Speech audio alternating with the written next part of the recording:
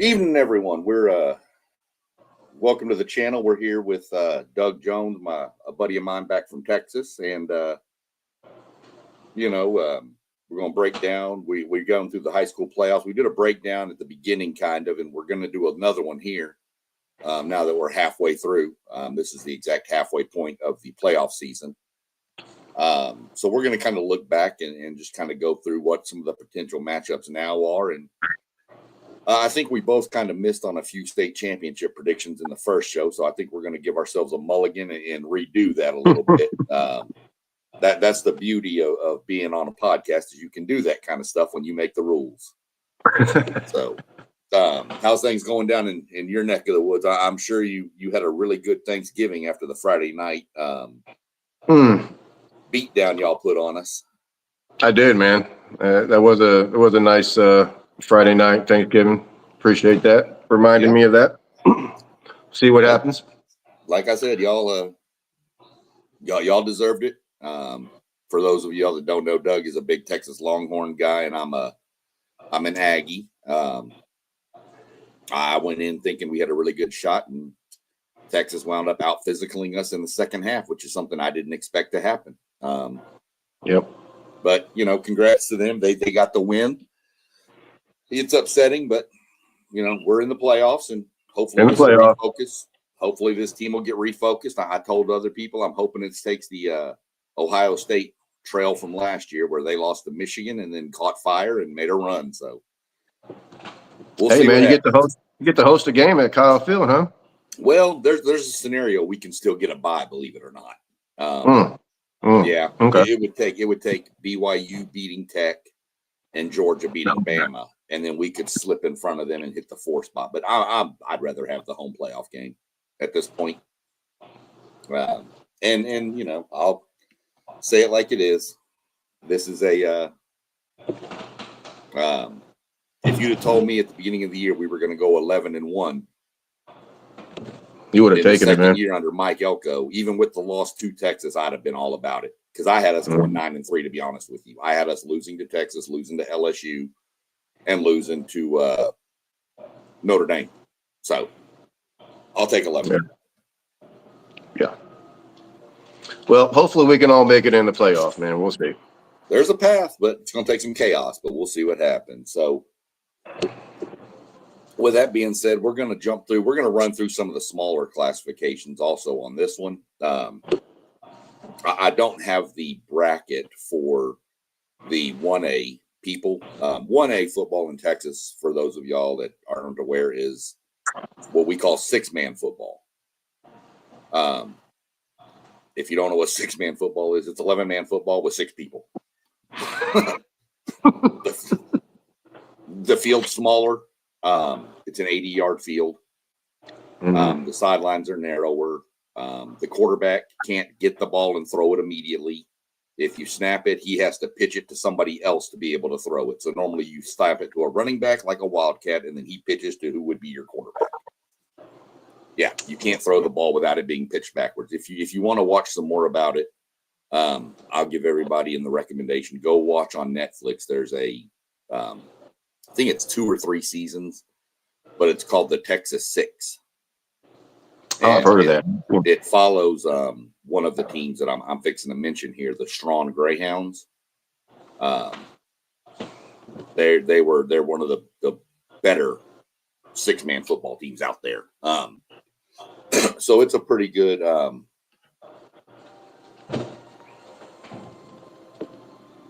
on a second, my wife needs her backpack. I got you, man. Give me right back. I'm about to ask Sean, what's the enrollment in 1A? That's got to be a couple hundred, maybe. Hey, Sean, what's the enrollment in 1A normally? About 130. No, I'm serious. No, I believe you. I know it. I know it's true. Yeah. Sometimes schools, they can't field a team sometimes. They don't have enough people to run 11 people. I mean, they don't have enough. I mean, these kids in 6A, they go both ways. There is no, Yeah. there's no back. I mean, a typical 6-man team might have like 12 people on the roster. There are some 6-man teams that wind up canceling the season because they have 5 injuries and they don't have enough kids to play anymore. Right. These are those really, really small farming towns, mostly out in West Texas. But man, some of those kids are pretty strong. I'm trying to figure out, there was a kid, I don't know what college. I know he was committed to Virginia, but I don't know if he wound up going there. I'm going to look him up. But his name was Grayson Rigdon. He was like the super 6-man guy here recently. He won a state title at Strawn, and then his dad took a coaching position at Benjamin, and he won 3 straight state titles, and he won MVPs of the game all 4 years. Oh, wow. Yeah. You can look up, you can go on when you get a chance, look up Grayson Rigdon. His whole family is known all through the 6-man ranks. His brothers were dominant. His dad, they were all dominant. So, so there's some talent in 6A. There's some talent in 6-man. Well, I mean, they're talented. I mean, the kids got talent.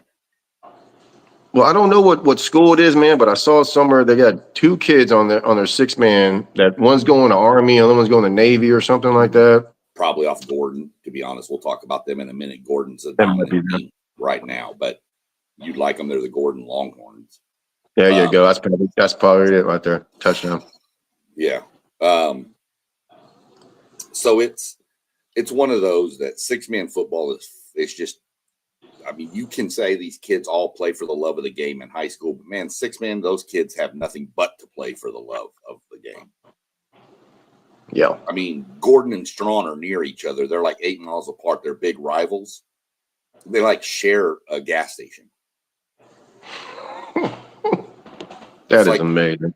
It's like the gas station sits in between. It's weird, but you know, the kids love to play. You know, does every school in Texas play football if they can?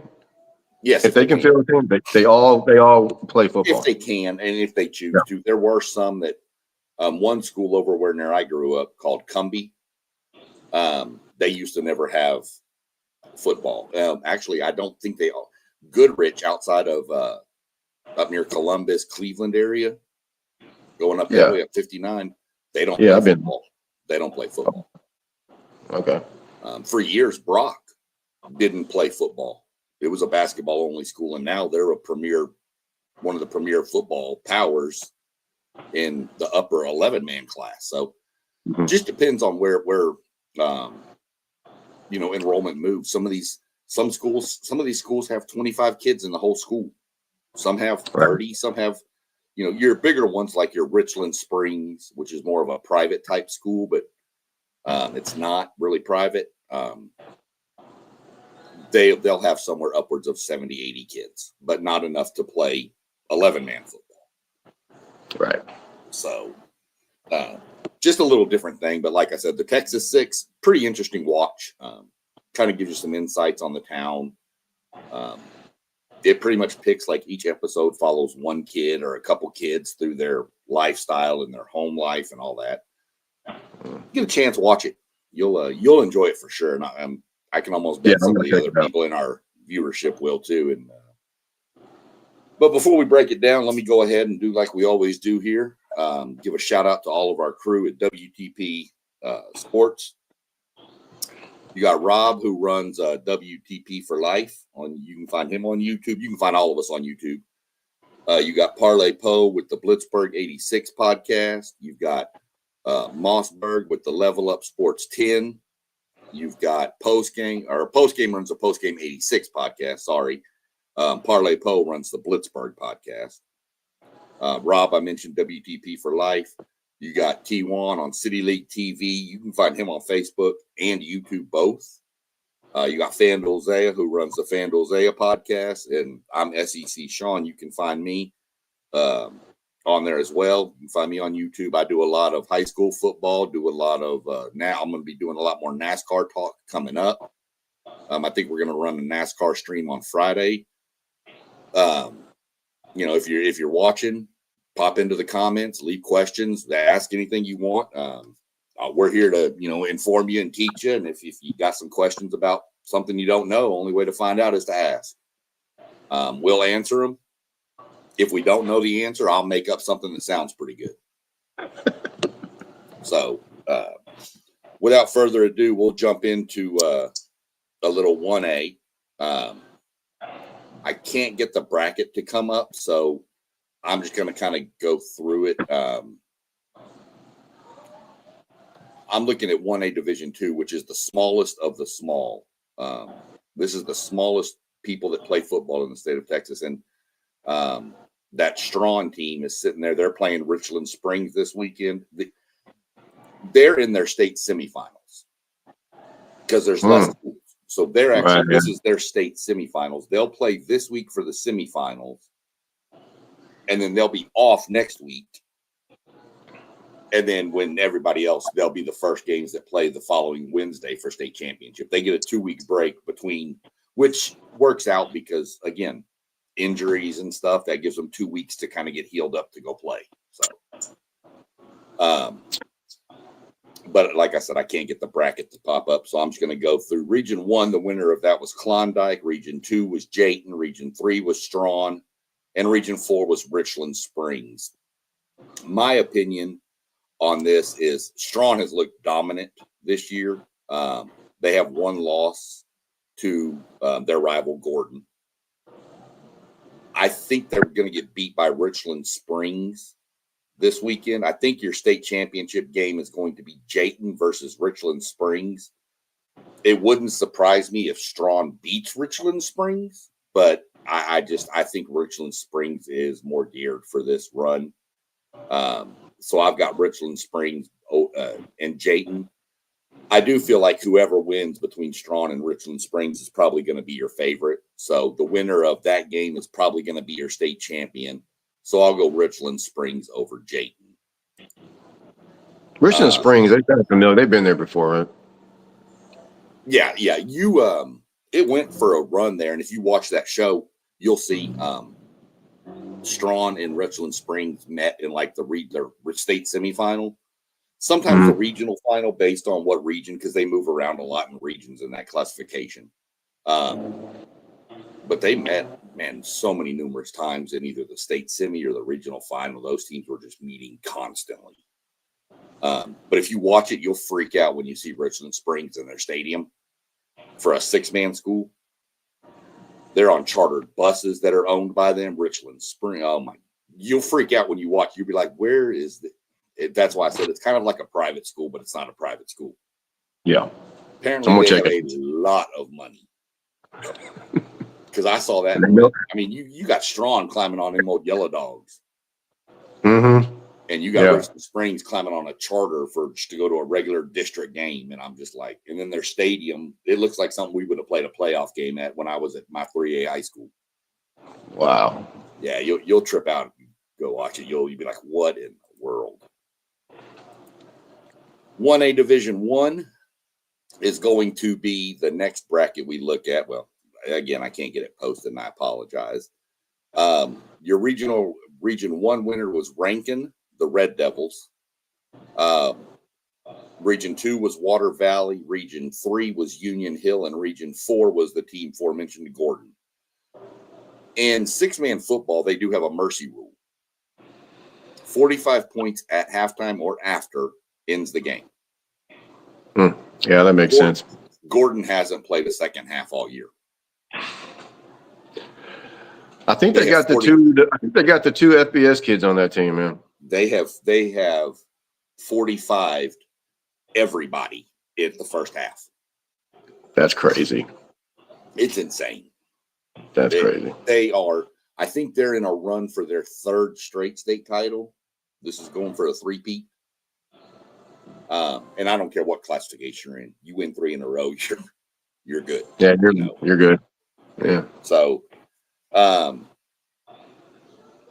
looking at the bracket, obviously, I mean, Gordon in Union Hill, Gordon should beat Union Hill. That might be the first game that they don't 45 somebody, though. Yeah. Which is sad that it's coming in the state semifinals. But Rankin has got a flamethrower offense.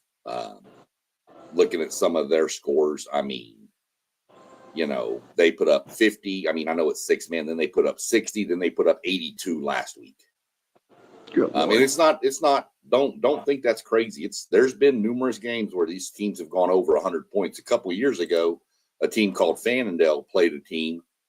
I don't remember who they were playing, but the final score wound up being 142 to 140. Yeah. Wow. That's awesome.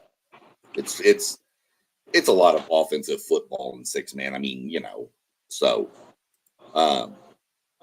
But for my money, I'm looking at Gordon and Rankin meeting up at the state championship game, and I'm not going to go against Gordon. I just think they're too dominant. Anytime you go through an entire season doing that, I mean, they 45 points strong, and Strawn's in the state semifinals. Yes, it's a division lower, but you know how hard it is, even in any classification. If you're in the state semifinals and you get 45 earlier, you're not going to see a prime example, a Manville go beat North Shore by 45 points when we were playing them back in the day, and then turn around in the playoffs and beat them again by 45. You're not going to beat a team like North Shore by 45, period. Right. So to do it to a state semifinalist is pretty impressive, no matter what the class is. That's my thoughts on 6-man football. I don't know if they play that up here in Ohio. I know Oklahoma plays 8-man. But I know some other states play 6-man football too, but I don't know if they have that up in Ohio or not. I haven't really seen about it or heard about it. So it's a way for those kids to be able to play football. High school football is king in Texas. Everybody knows that. And then these kids most of the time wouldn't be playing football if it wasn't for the rules of 6-man football. So I figure that they need to get a little bit of talk about on this podcast as well. Those kids are putting in just the same amount of work, if not more. Probably more. You're right. Yeah. Going both ways. Yeah. Right. So next, we're going to jump up to 2A Division 2, which is the smallest 11-man classification. Here's the bracket if we can see it. I don't know if y'all can see it or not. Region 1 is Stratford and Groover, though this is mostly your way west Texas and Panhandle teams. Region 2 is going to be kind of around the Metroplex, a little bit spread. You got Lindsay, and I know you've heard of Munster. Oh, yeah. Munster. Region 3 kind of creeps into the, East Texas, north side Houston kind of stuff. You've got that's where Mart normally comes out of. Yep. But they lost to Bremen last week. Mount Enterprise, their offense is dynamic. And then I think this one is Shiner is at the bottom down here. I need to back off of this for a second. As soon as I figure out what I'm doing. Let me go back this way. It didn't pop up as big as I wanted it to, so I'm going to jump back to my other page and look at, I think it's American. Oh, Junction. Yeah. Junction. Okay. No way. All right. Yeah. So it's Shiner and Junction in the Region 4. Let's go Shiner. In the bottom right. Yeah, of course. I don't follow Region 1 as much just because it's so far out there. I have heard of Stratford, and I know they're really, really good. I know of Munster. Munster's always got a solid program, those German boys out there in Munster.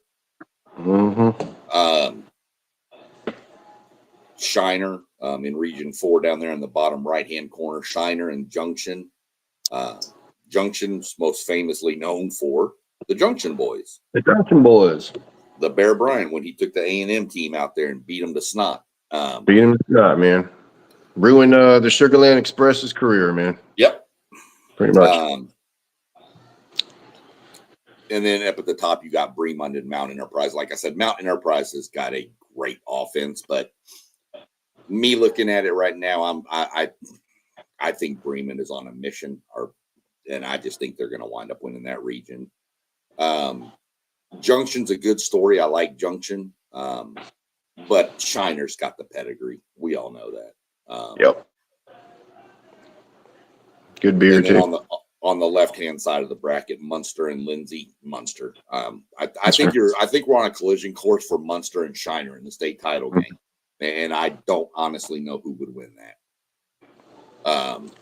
I'd probably go edge to Munster. I think they're a little more experienced this year. I think Shiner's got a few younger kids, like maybe sophomores and juniors, whereas Munster, I think, has a lot of seniors. And I think Munster, if I'm not mistaken, won state last year. So I'd probably lean a Munster-Shiner state championship with Shiner falling to Munster, but it wouldn't shock me to see Shiner win it. Just that pedigree. Yeah. You know, there's something else out there.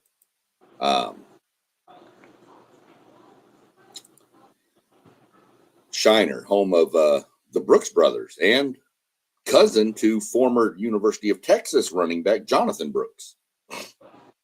Oh yeah, he's from out there. He's not from Shiner. Yeah. He's from Hallettsville. Yeah, that's what I was about to say. Hallettsville. Okay, but they're all cousins. Him and the number 25 on Texas A&M, Dalton Brooks, was from Shiner, and his brother Dylan Brooks was from Shiner too. Wow. Yeah, and they were all cousins. And I think Jonathan Brooks is with the Panthers now. I think. He may be. Yeah, I don't know. Yeah. That's great, man. Shiner, Texas. Yeah, Moss said he can barely see us. I don't know why. You don't need to worry about seeing us, Moss. There's nothing pretty to look at over here. No.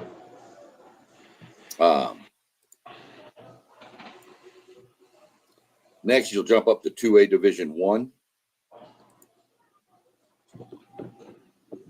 which up at the top left, you've got it says West Texas. It's actually called Stinnett, West Texas. Cisco, probably one of my favorite mottos in all of college football. Their motto is, "We're Cisco, we're the big damn Lobos." I don't know. I just think it's neat. Bottom, you got Hamilton and Axtell. Jumping over to Region 3, you've got Joaquin and San Augustine. In Region 4, you have Mason and Refugio. Ooh, we already know. Yeah. Refugio beat the brakes off of Ganado, which was the division. This was the defending champion last year, was Ganado. Right, yeah. And they beat them 40-13. Refugio's a machine. That's just all there is to it. They're one of those towns, man, for sure. You know, when they were in the same classification, you could always pencil Refugio or Shiner in the state championship game. I think this bracket runs through Refugio. They're undefeated. They've been smashing everybody. I've got this bracket breaking down with Refugio coming out of the right side and Cisco coming out of the left side, and I've got Refugio beating them in the state championship game. Stinnett, West Texas has a pretty good offense. I think Cisco's defense is better. Joaquin actually finished 4th in their district, and now they're in the regional final. And they finished. Nice. They're out of the same district as San Augustine, the team they're playing, and obviously San Augustine beat them earlier in the year. But that's awesome. 4th in their district. Yeah, man, that's great for those seniors, man. That's awesome, man. Well, you get a lot of that where people say that there's too many teams make the playoffs now, but look at this 4th. If you only had 2 teams make the playoffs, they don't have it. They were 4th. Yep. And they've got a chance if they can beat St. Augustine to be in the state semifinals. So I think this is Refugio's to lose, to be honest. I don't see it being any really much of a challenge. Wrong button. Let's see. So next we'll move into 3A Division 2, which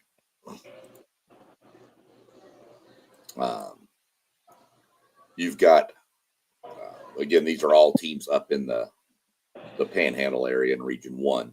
You've probably heard of Canadian. Oh, yeah. Yeah, Idalou just beat them. And Wall. What? Yeah. Region 2, you've got Leonard. I think that's Leonard. Yeah, I think it's Leonard. Taking on everybody. You've heard Gunter, too. Mm-hmm. Gunter is actually going for the 4-peat this year. And over on the right-hand side of the bracket, you got ARP and Newton. People have heard of Newton. And then in the bottom half, you've got Tidehaven and East Bernard. I'll be honest with you, this bracket should run through Tidehaven and Gunter. Tidehaven is really good. Yeah, and Gunter's the usual suspect, I would say. Right. Yeah. I think Gunter has won this region like 9 years in a row. Yeah. And like they're just a power machine. What's crazy is their coach resigned out of the blue before the season started too. And then didn't skip a beat, huh?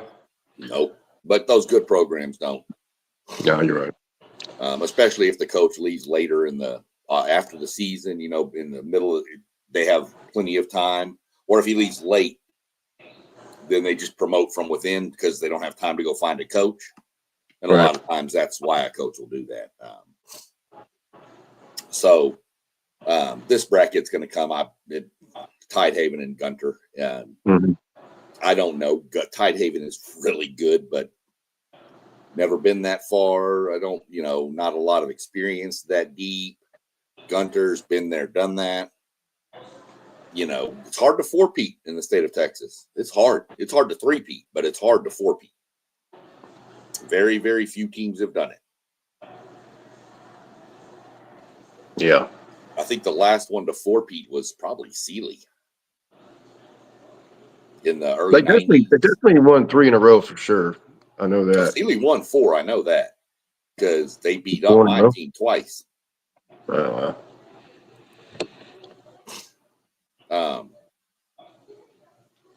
So that's kind of where I'm at with 3A Division 2. 3A Division 1. This is where my alma mater lies, and we got beat 49-48 last week. Tough one. I went for 2 in the win.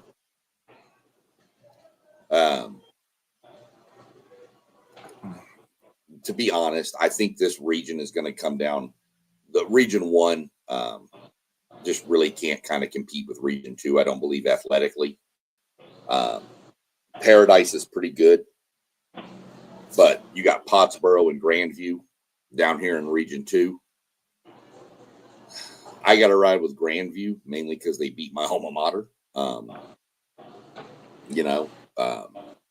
Yoakum and Columbus. Columbus is extremely good up in Region 2.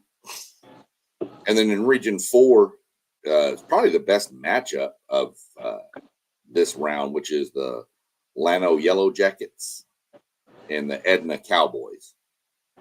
Edna Cowboys. I honestly don't know if that's going to be a coin flip game to me. So I really don't know. Whoever wins that's going to go to the state championship game. I just don't know who to even pick in that one. But I think Region 2 is going to be your state champion, whether it's Grandview or Pottsboro. I think that's your state champion coming out of this bracket. Let's go Grandview. Yeah, that's what I'm going with. Yeah. Now we're getting up into some bigger boys. You'll know a little bit. You've got a little bit more on this. 4A Division 2. This is where everybody's monster lives. Big boy. Big win all the time. That would be over here on the, well, we'll start at the top. You got Midland, Greenwood, and Brock. There's that Brock school I mentioned earlier. Mm-hmm. In Region 2, you've got a regional final of Athens and Carthage. I drive through Carthage a few times going up to Arkansas. Yeah, not much there, but not much there except a sign in the gas station and all the championships. Yeah, pretty soon they're going to have one of those bigger billboards. It's title. They call it Title Town over there. Well, they may have to fight a lot of title towns out there. But. Yeah, Alito's one, but Carthage is crazy story. That head coach over there at Carthage, Surratt, he has more state championship trophies than he does playoff losses. Yeah, well, he's got like 7 state championships and 5 losses in the playoffs. That's just an insane stat. Yeah, that is insane, man. I'm surprised it's a nice job, but I'm surprised he's not in the 6A ranks or in college, coaching in college. North Texas may make that phone call.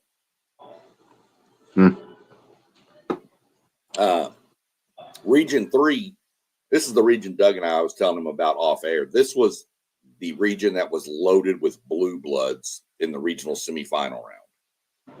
West Orange Stark went against Sealy, and Lamarck went against Waco La Vega. That is 4 of the perennial powers in the state of Texas in their classification.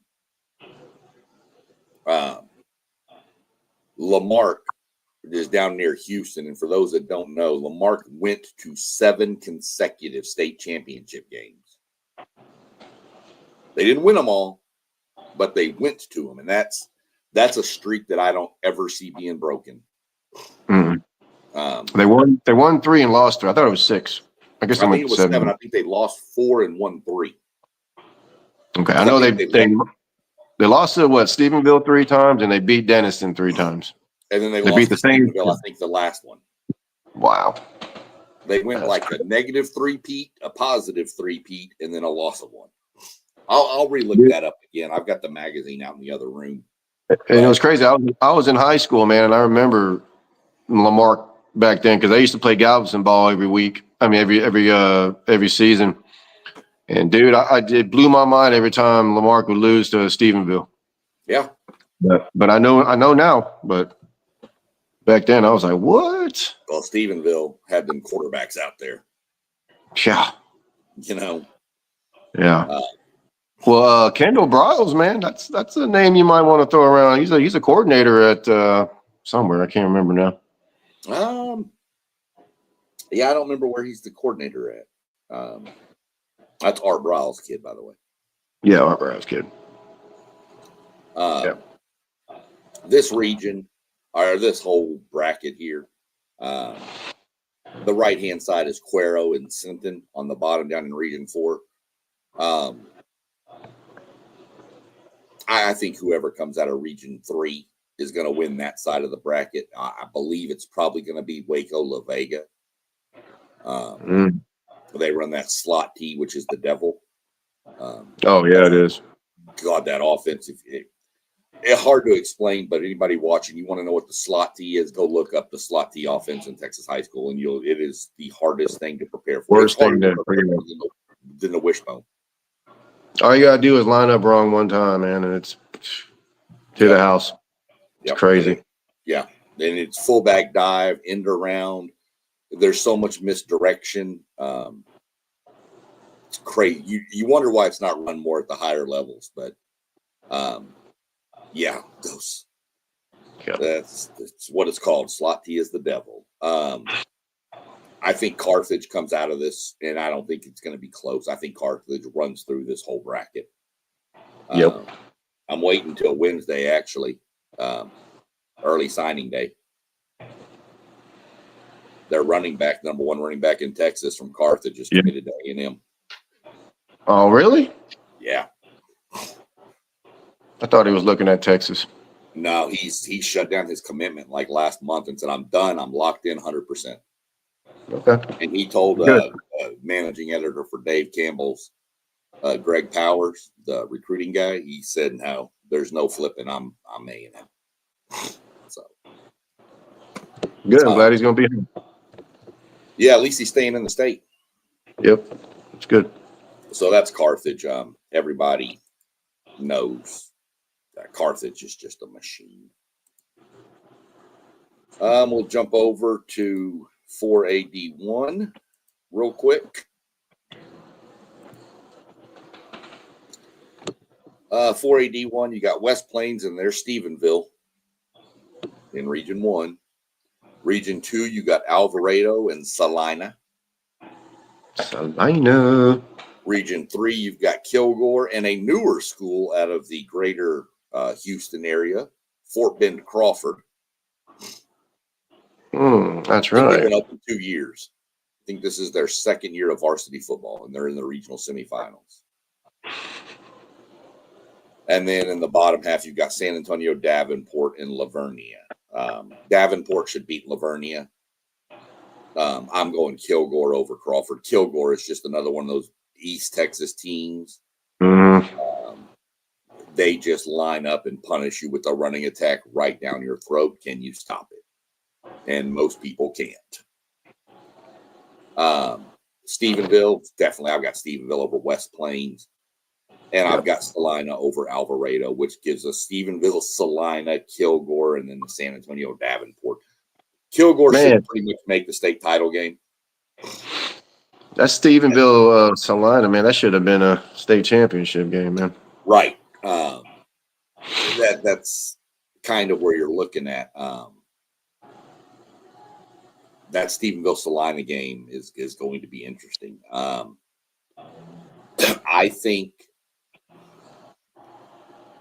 I think Stephenville's offense is just gonna. I think Stephenville beats Salina. They still pitch it around over there, huh? They built that new stadium, Art Briles freaking stadium. It's beautiful, man. Oh yeah.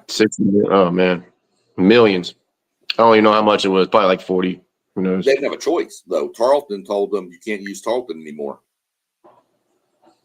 because Tarleton was transitioning to Division I football. Yeah. And they can't play high school games on the college campus. So, I mean, I guess they could do playoff games there, but not like every game, So they had to build a new stadium. There's money out there too. Don't think there's not in Stephenville. All them big ranches out there. Yeah, come on. I was about to say, man, it's a farm town. I thought it was more of a middle class, but I think they got some money out there too. All ranches. Ty Murray, all them boys are from out there. I think Stephenville gets Salina, and I think you're going to get a Stephenville-Kilgore state title game. I think Kilgore beats Stephenville too in the state title game. I think Kilgore's my pick for state this year. I think that Kilgore defense and the Kilgore running attack will limit Stephenville's opportunities. I mean, you look at the scores Kilgore's put up in the playoffs. They won their first round game 41-14. They beat Stafford out of the Houston area 42-0, and they beat Bridge City out near Beaumont 34-0. They've pitched back-to-back shutouts in rounds 2 and 3 of the playoffs. Pretty impressive. Yeah. So that's where we're at with Region 3, or I'm sorry, with 4A Division 1. That'll clear out most of the smaller. Now we'll get into Surratt doesn't have 10 titles. WPP for life. I'm going to answer that question real quick. Carthage might have 10.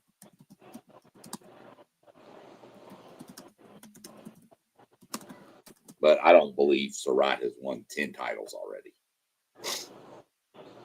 That would be ridiculous.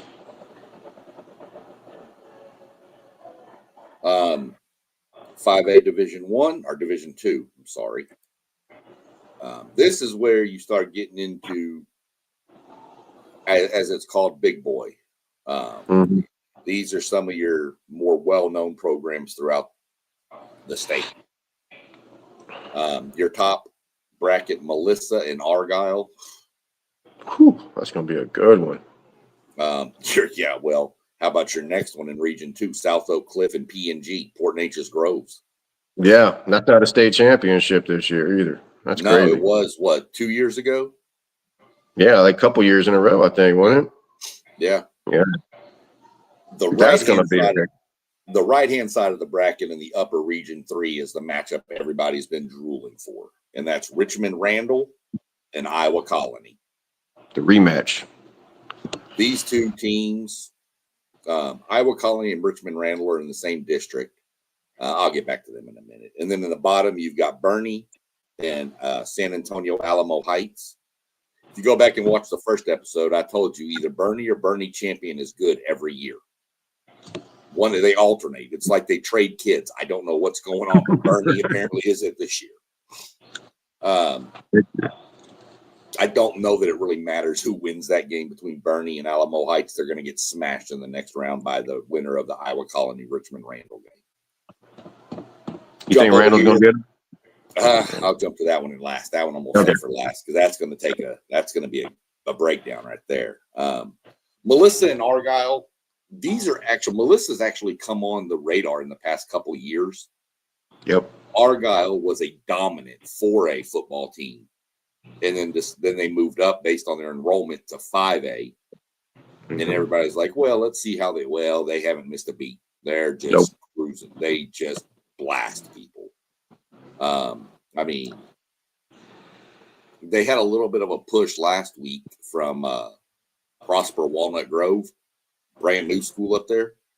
Got a little push, I think it was 56-42. I don't even know. It may have even been like 56-28, and then a couple of window dressing scores. I don't know.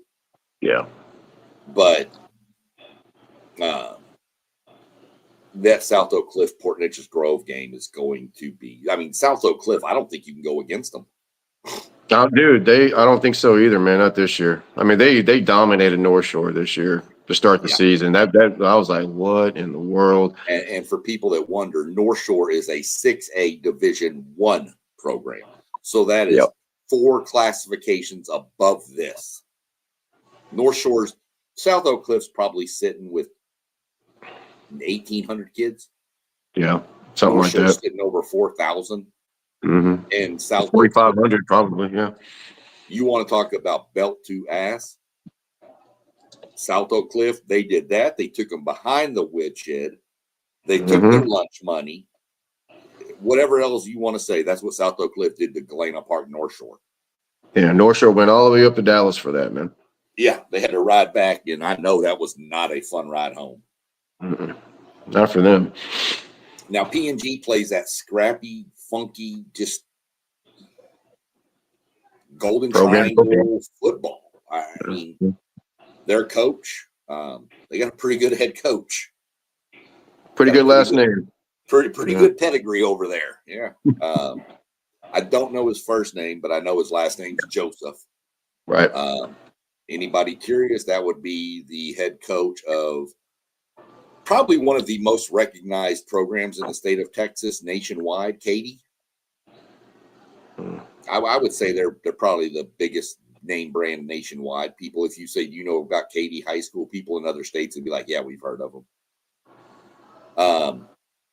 Yeah, that's his son out there, and they're good. I still have a trouble going against South Oak Cliff. Yeah, me too. And I picked Port Neches. I think we picked Port Neches last time. I think so. Win state, but man, I don't know, man. It might be South Oak Cliff's year. Well, I mean, again, yeah. And for even the guys in the normal WTP guys, They like that city league, like the local Columbus city leagues and stuff like that. Well, that's Dallas, Texas city is what that is. That's the South side of DISD Dallas, school. man. Yep, that's where the cotton. You know when they came down to North Shore last year, now North Shore took care of them last year, like 33-0. But when they came down there, that was the furthest South Oak Cliff has traveled in almost 40 years. It's from south of Dallas to east of Houston. Yep. So. Yeah. I got South Oak Cliff coming out of this left side of the whole bracket. I think they'll beat PNG, and I think they beat whoever else comes out. Now, them and Argyle, it could be a hell of a game. But yeah, I think South Oak Cliff gets them. I think Bernie will obviously win that. Now, Region 3, Richmond Randall and Iowa Colony are two extremely new high schools, loaded with talent. Richmond Randall is over by like Sugarland, Richmond, Rosenberg area in Texas.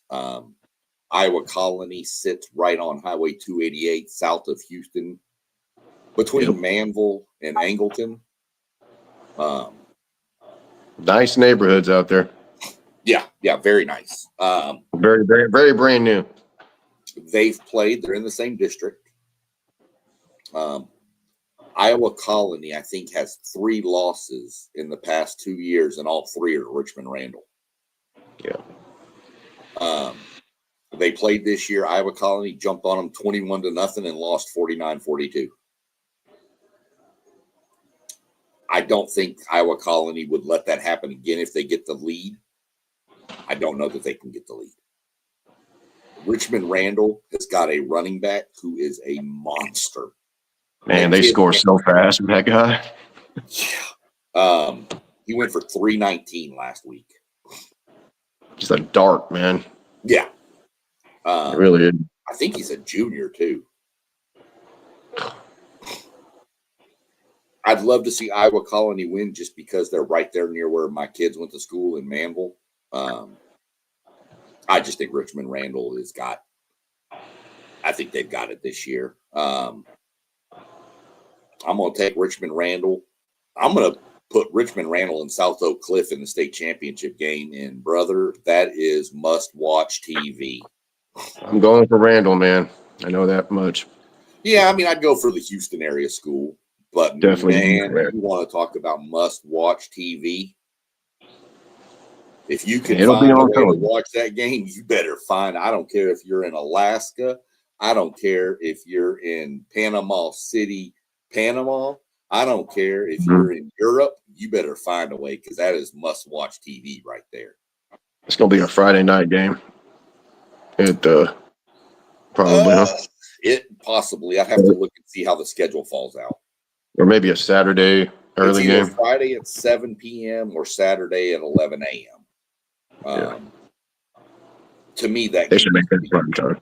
Yeah, that game needs to be Friday night. That's like that Manville Highland Park game in 2017. That game wouldn't have done the justice at 11 a.m. No, not at all. No. Yeah. So then we'll jump over to 5AD1. 5AD1. Now you got the bet. We'll save the Region 1 for last because that's Denton, Ryan, Alito. We'll save Region 2 for second to the last. That's Frisco Lone Star Highland Park.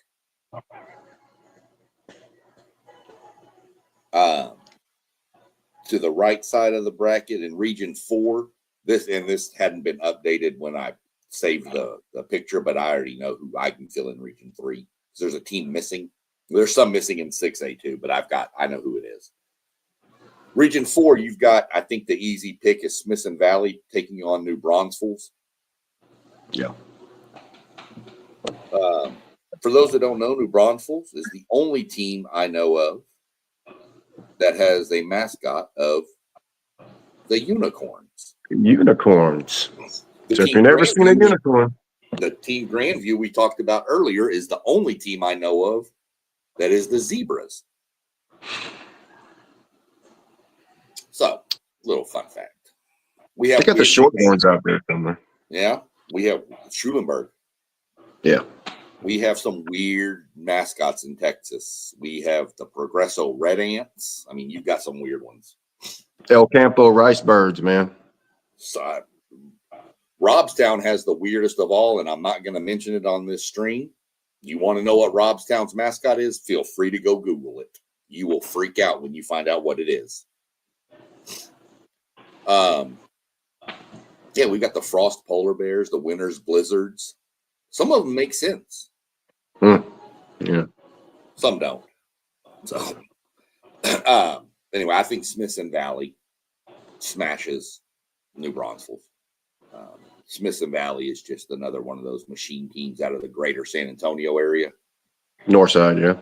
Yeah, Northside ISD over there in San Antonio.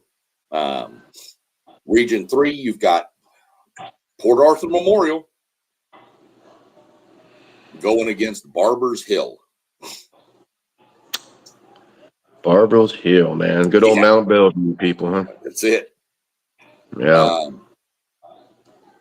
Port Arthur Memorial had always been known to choke. Mm-hmm. How many years were they? You can remember years, even when I was down there, when they were, Port Arthur Memorial's undefeated, rolling everybody. Yeah. And they get to the playoffs and lose in the first round. Yep. Yeah, they're beating Westbrook and Ozen and all them, man. They're beating up everybody. When they went to the playoffs one year, they were like 11-0, ranked number 1 in the state in their classification. And Hightower went out there as the 4 seed and smashed them at Port Arthur Memorial at home. Oh, wow. That's rough. Because it was, the home and home thing. The top seed gets the home game. Mm-hmm. I mean, yeah. Port Arthur Memorial, Barbers Hill. I'm going to go with Port Arthur Memorial. I just think that team is on a mission this year to kind of get further than they've gone. And I'm not sure Barbers Hill. I'm almost positive that Barbers Hill is in the same district with them. I could be They wrong. probably are. I could be wrong about that, but either way, I'm going Port Arthur Memorial. Yeah, me too. Barbers Hill has to almost win shootouts, I think. And I just don't think they can compete with the shootouts of them Port Arthur boys walking them. The Port Arthur Memorial boys walking off the bus is a sight to see. Oh, yeah. Plus, Barbers Hill, that's a softball school anyways. Yeah. Really they're is. really good at girls' sports. They are. So we'll jump over to Region 2, which is Frisco Lone Star against the winningest program in the history of the state of Texas, the Highland Park Scots. These two legendary coach. Right, Randy Allen. Randy Allen. You asked about his name last time on the podcast, and I couldn't remember. I felt like an idiot because he beat us. And then, like, literally 30 minutes after the podcast, I was like, damn it, Randy Allen. Mm-hmm. Frisco Lone Star. That team's good. Yeah, they got a ton. I think they got a 5-star wide receiver, I think. They got a couple of running backs. That team is really, really I mean, that's never scared Highland Park anyways, a bunch of FBS kids. They're programmed football. Yeah, but I mean, we had 5 kids go to Texas A&M off that Manville team that Highland Park beat, and we had like 14 Division I's on that whole team. They had like 4. Yep. Yeah. So Highland Park doesn't care what you have. They're gonna line up and play Highland Park football. Mm-hmm. I think Lone Star gets them. I really do. I think Lone Star is just really, really good. I think Lone Star is more complete on both sides of the ball. I think Lone Star can get a stop. This Highland Park team has been giving up a lot more points than I'm used to seeing a Randy Allen coach team give up. I'm kind of leery on that a little bit, but I'll take Lone Star over Highland Park. Yeah, I think you're right. the matchup of the best matchup in this bracket is sits in Region 1. Denton Ryan and Aledo. Rematch. Yeah, they've played. They're in the same district. Aledo has not lost a district game. I want to say this, it's up to like 90 something now, maybe even in the hundreds by now. They haven't lost a Denton Ryan had them down 14-0, I believe, and wound up losing 15-14 or something like that. Yeah, 5 point. Yeah. I don't know. It's playoff time, man. I got to go with Aledo. I don't. I mean, Dan Ryan's good, man. They got this tight end, defensive end, whatever he is. He's a big boy. I think he's only a junior, and he's gotten like 40, 50 offers, man. So yeah, but, yeah. I mean, I'm torn in that one. It's hard to beat a team twice. It is, and I'd say if you want to go with experience, you'd go with Aledo, but Denton Ryan's been there just as, Yeah, you're right. I would tell you right now, if this is the 11 a.m. game on Saturday, or not Saturday, but if you had the ability to watch that Richmond-Randall game and then turn around and flip over and watch this game, oh, man, you'd make your whole afternoon right there. You wouldn't even need to worry about the college football championship games. Just watch this. Mm-hmm. I'm going to go Denton Ryan just because I think you're going Aledo. Just to be I'm going Aledo. I think whoever wins that beats Frisco Lone Star or Highland Park. And I think I think that right there is your state championship game, in my opinion. That's your state champion right there. Aledo, Denton Ryan. Whoever wins that, more than likely going to win state. Yep. Absolutely, man. Go see what we got here. We'll remove 5A. Now we get to 6A Division 2. Top half of the bracket, you've got Denton Geyer, and they didn't put it in there, but it's South Lake Carroll. Denton Geyer, for those curious, isn't that let me see, Jackson Arnold went there. Mm-hmm. Eli Stowers from Vanderbilt went there. Yep. Owen boys over at Oklahoma both went there. Good program. Yeah, the quarterback went to Texas. What was his name? He was really good, but in high school, but he didn't do nothing. He went to Texas? Yeah, he went to Texas, man. He was God, what's his name, man? Well, that's where I know Eli Stowers went to A&M. He was the quarterback at Geyer, and then A&M made him a tight end. I don't remember. I think it's back during like Charlie Strong years, I think, man. Oh, may have been. Yeah. I'd have to go back and try to look up that. But he was a 5-star, man. I'm not well versed in the history of Texas Can't remember his name. long-term football. If you say so, Sean. So you've got South Lake Carroll and Denton Geyer. We'll get to that one in a minute. Gerard Hurd. That was him.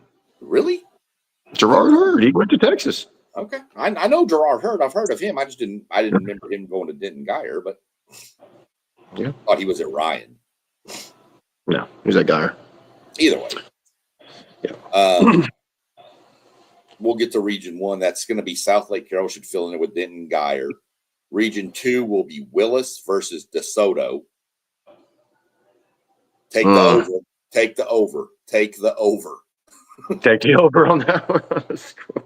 Disclaimer, there is no gambling on Texas high school football. No, there's no gamble on high school football. But man, that Willis team is nice. Take the over. Oh, you know that Bishop Jr. guy, he's a nephew of Michael Bishop, who played quarterback at Kansas State. Yeah, I think it was Glenn first. And you talking about the kid from the kid from Willis. Kid from Willis is a freshman quarterback. Frazier's. No. I'm talking about the wide receiver. Oh yeah, yeah. Bishop Jr. That freshman at Willis. Go watch him. Go watch his highlights. He's a freshman. Was a quarterback? Yeah, Willis, go watch him. He's a freshman. Oh, Go watch him. that kid's a freshman, dude. I've seen some highlights. That dude's a freshman. That's sick. Yeah, And they got a tight end going to U of H, I think, or Willis, doormat yeah. of Texas high school football for years, is now just Isn't that crazy? talent. DJ Lagway out of there, yeah. Yeah. Yeah, he's a freshman. Already, I mean, he obviously already holds an A&M offer, and I'm sure he's going to get tons more if he doesn't already have them. Wow. But as a freshman, to be that, and this is supposed to be a down year for Willis too. I'll take it down here in the regional final.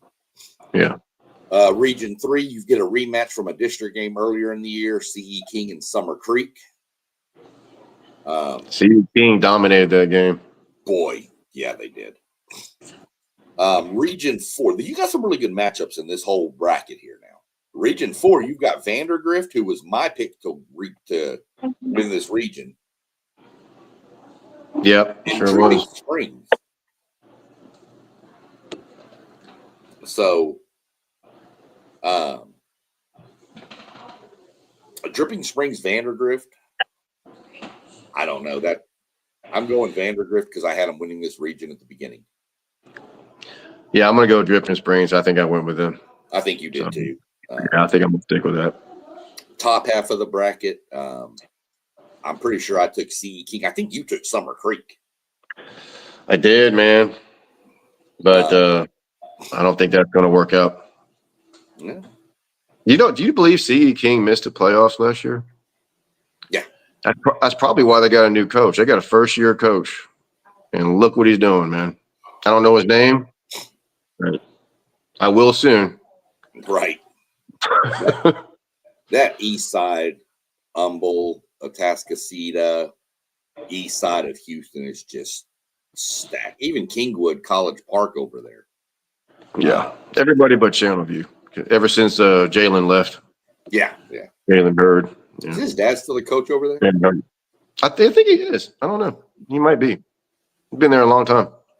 Out of that, I'll take CE King out of Region 3. I got a CE King Vandergrift. You're going to have what? CE King Drip? Yeah, I'm going to go CE King. I'm going to have to change it. Yeah. I'm going CE King with that, yeah. Region 1, South Lake Carroll, Denton Geyer. Denton Geyer's good. South Lake Carroll's different. Yeah. Don't bet against South Lake Carroll.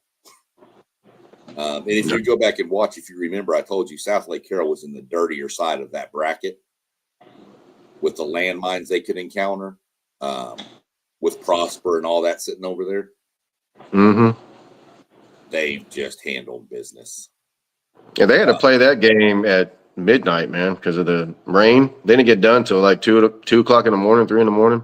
That's what happened with that Commerce Grandview game. It got delayed at like 8:30 Central Time and didn't restart till almost midnight.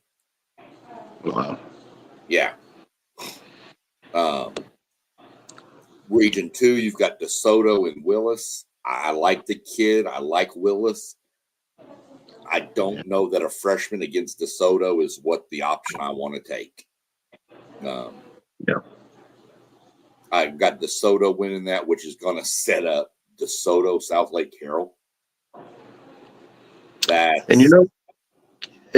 South Lake, you know what? They've always handled DeSoto, except for that a couple years ago when DeSoto won the state championship. Yep. And I think South Lake was maybe a foot away from sending that game into overtime. Yeah. So it took history. I don't know, man.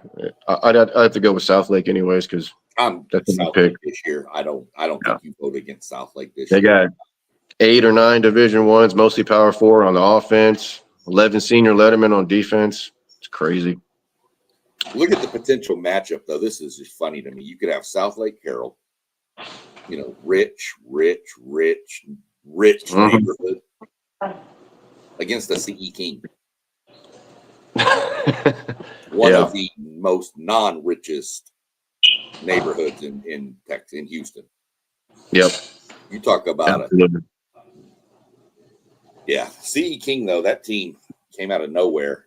here recently. They were another doormat like a Willis, and now they're there. But I think South Lake Carroll definitely takes out this bracket. Probably going to get more of a South Lake Carroll, either Dripping or Vandergrift. I think your state title game comes out of Region 1 and Region 4. I'm not sure that Region 3. I think Region 3 has the athletes, but I think Region 4 has the physical side. Yeah. No, I agree.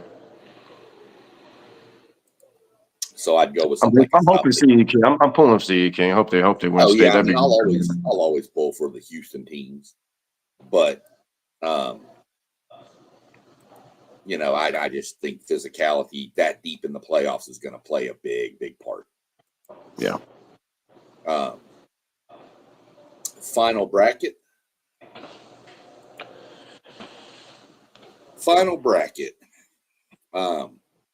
Couple more teams not filled in here, but it's North Crowley versus Allen in Region 1.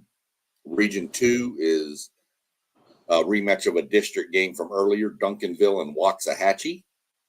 Mm-hmm. Region 3, pretty tasty little matchup there. Galena Park, North Shore, the aforementioned, and the Dickinson Gators, the alma mater of who? Andre Ware. There we go. Yep. You'll hear him One on horse ESPN, GATA. You'll hear him doing games on ESPN doing it. You know what? If you ever had a chance, go on YouTube and look up Dickinson Gator football vertical alignment, and it's an in-depth look on how they get their youth football programs and their feeder schools in line with their high schools. They bring these youth football coaches in, they coach them up, they teach them schemes and fundamentals, show them how they teach it, so that way they can teach it. So by the time the kids get to Dickinson, they already know half of what they're doing. So it's pretty interesting stuff. You want to look that up. Vertical alignment, Dickinson Gators football. Well, that's cool. I'll go check that one out. Yeah. Same thing. I think Kerry Joseph used to do at Katy before Katy exploded to like 15 schools. Absolutely. Yeah. Yeah. So you got North Shore and Dickinson there. Bottom half, you've got San Antonio Johnson and the mighty Lake Travis Cavaliers, who, by the way, we were talking about this last time. They have 6 state titles. Okay, they got 6 of them. They have 5 down the L and then 1 on the T. Okay. Yeah, so they have 6. San Antonio Johnson is good, but Lake Travis is really good. Yeah. Yeah. Lake Travis has won so many different ways too. They've won games where they were trailing the whole game and came back at the end and won. They've won games where they've just blown teams out of the water. Mm-hmm. They've won they just won a little bit of different style. Plus they've got the pedigree of being there.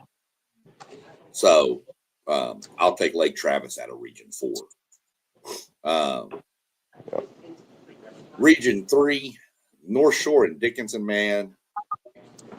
I'd like to see Dickinson do it, but I think North Shore is catching their stride. Yeah, I think you're right too, man. They've been playing really well in the playoffs, and I like to see Dickinson too, man. They're undefeated. They're having a great year, man. But no, man, I got the show. I got North Shore. That's me. Plus, I mean, you're going to get that matchup, I think, if you get North Shore and Lake Travis. It seems like it's either North Shore Lake Travis or North Shore Austin Westlake. Yeah. Oh yeah. Yeah. It wouldn't be. I'm not going to be upset if it's Dickinson. I'm not, but I think you go with the pedigree, and it's been a while since Dickinson's been this far. Yeah, it has been a while. You're right. North Shore, you can pretty much always pencil North Shore into this round of the playoffs at minimum. Yeah. Region 1, North Crowley and Allen. I'm going to stick with North Crowley. That was my pick. I said we were going to get a back-to-back in this classification. I'm going to stick with North Crowley. They kind of scared me in one of their games.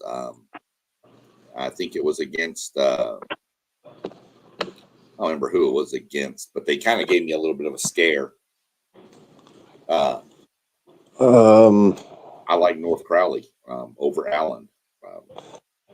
Yeah, I mean, I picked Allen earlier, so Yeah, I guess I'm gonna stick with that one, even though I think North Crowley may pull it off, but I think Allen's still undefeated, aren't they? yeah. Yeah, they haven't lost a game. Okay. No. Yeah, I'm gonna go with Allen. I'll keep it. Yeah. Yeah. You got a rematch down in this bottom in Region 2, Duncanville and Waxahachie. And if I'm not mistaken, Waxahachie beat them earlier. They sure did, man. It was an upset. It was earlier in the season. But yeah, Waxahachie got him. I'm going to look that up real quick. That's why I like Duncanville this time. Yeah, they beat them 27-28. Yeah. Yep. Yeah. God.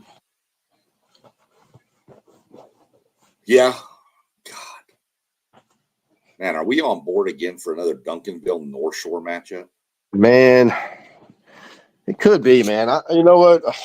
Was that 5 out of the last 6 years? Has it been that many already? It's either last year was North Crowley, and the year before that, yeah, man, you know. It might be 4 out of the last 6, but it's an insane amount. Yeah. No, that is insane.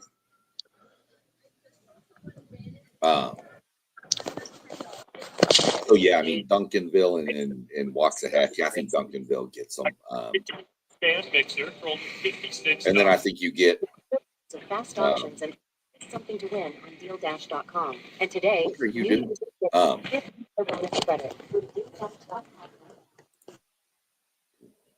Are you deal dashing over there? What are you doing? So I think you're leading. I think you're going to have a Final Four of North Shore, Lake Travis, Duncanville, and of course I said North Crowley. You said Allen. Yeah. That's 4 tasty matchups right there. No matter who, North Crowley or Allen versus Duncanville is going to be a great game. Yeah, it is. North Shore and Lake Travis is going to be. There is no bad teams at this point. You're talking, you know, you're talking 8 teams left in each classification. There is no weak ones left. You're halfway through a playoff run to win state. So we'll see how it breaks down from there. But some really, really intriguing matchups this weekend coming up, along with some through all the classifications. There's some really, really intriguing matchups everywhere.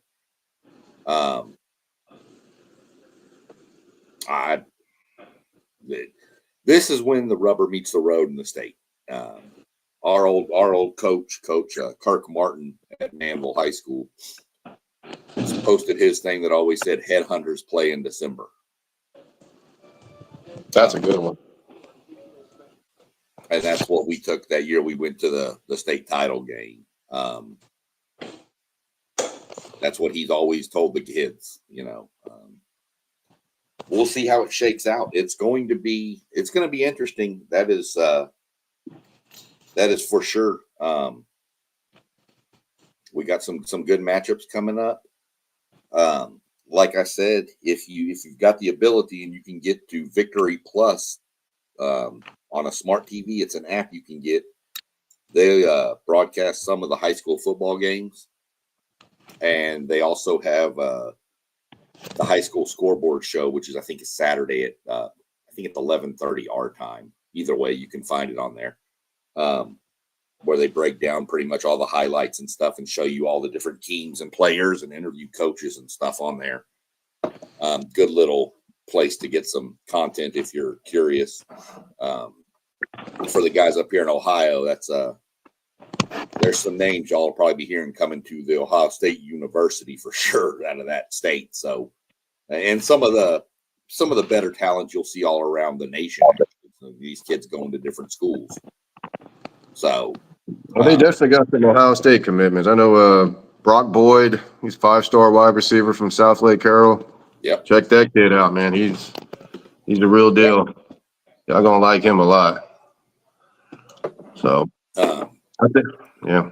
So I think Ohio State, ever since they got David Boston, man, they never left. You know, they kept recruiting. Well, Garrett Wilson, that was a little different one because he was from Columbus. He was born and lived up here, and then his family moved down there. So he had always grown up a Buckeye. Okay. So that one was a little different. But Jackson Smith from Rockwall, you know, he came up here. Dude, you know, it's just how they go. Sandal Zaya in the chat.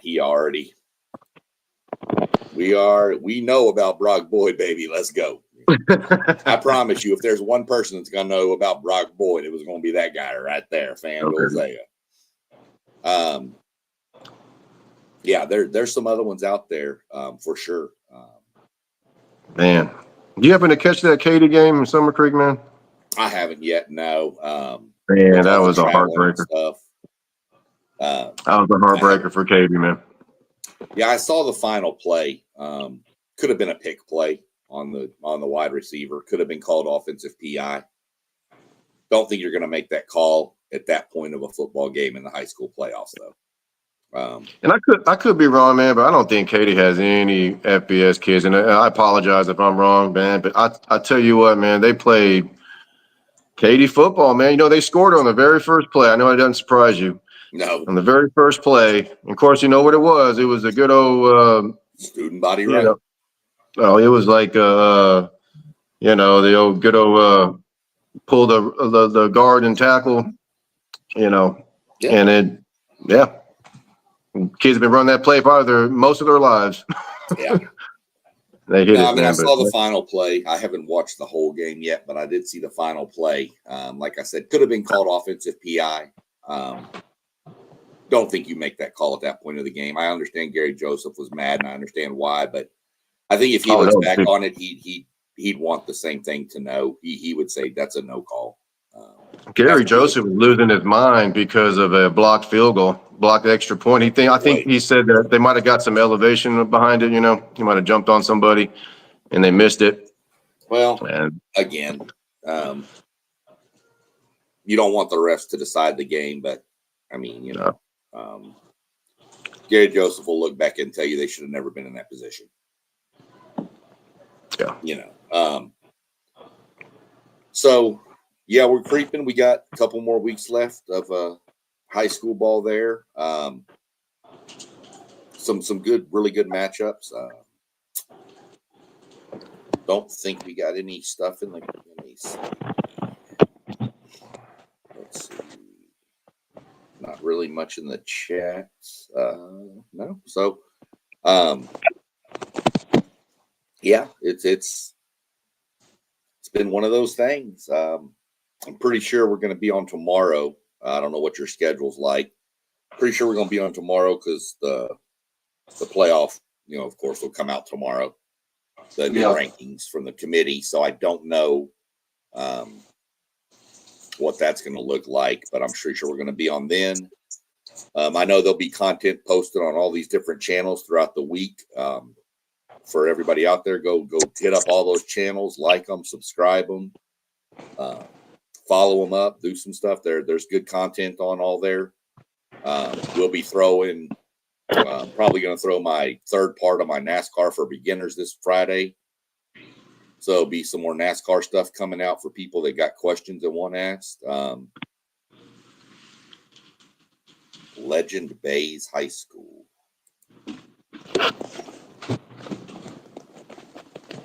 Not sure I know.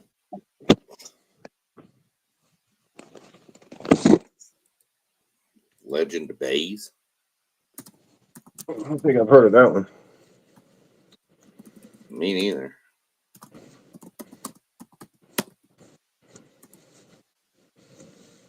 Oh, that's the guy. That's the quarterback. That's why it didn't make sense.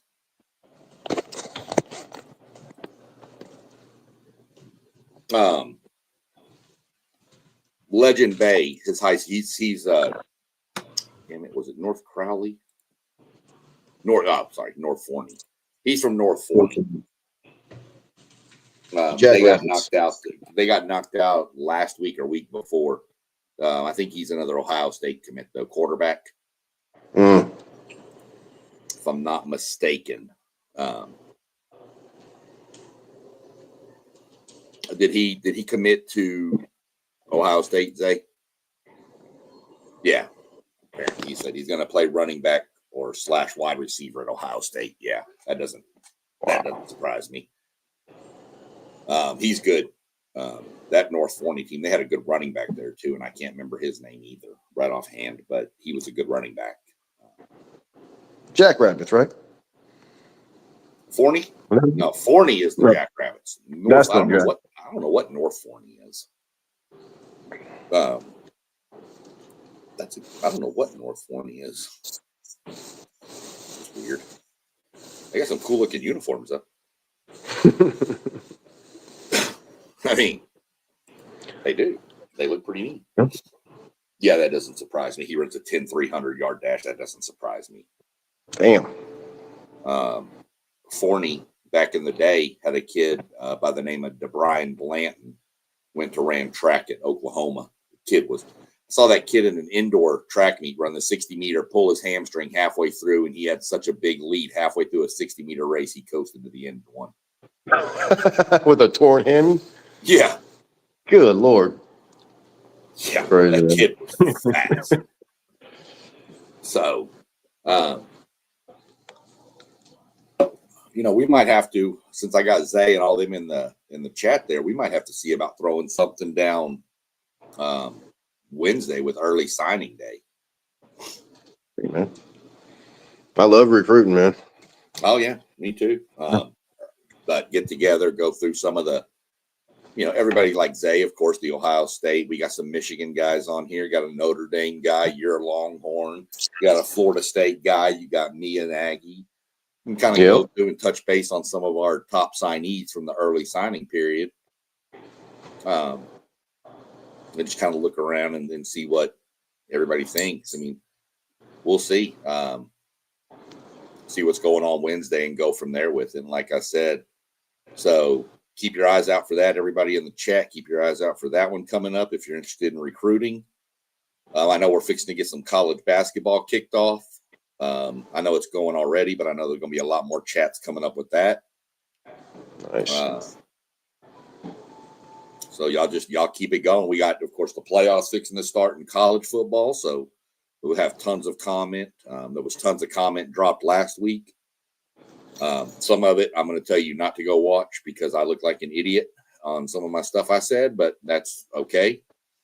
So we'll call it good, and we'll keep an eye out and get something going Wednesday, hopefully, and then like I said, Thursday, Tuesday, Thursday, Friday.